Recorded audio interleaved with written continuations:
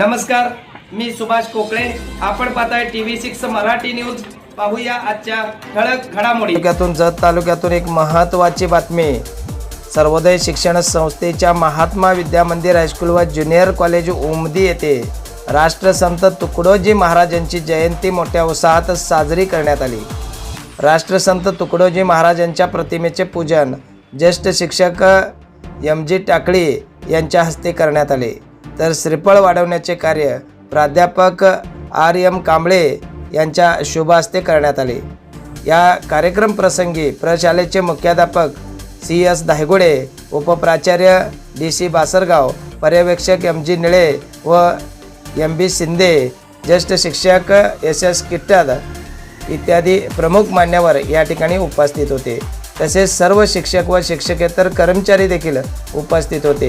हा कार्यक्रम घेण्यासाठी प्रशालेचे प्राचार्य SC जमादार यांनी मार्गदर्शन व सहकार्य केले.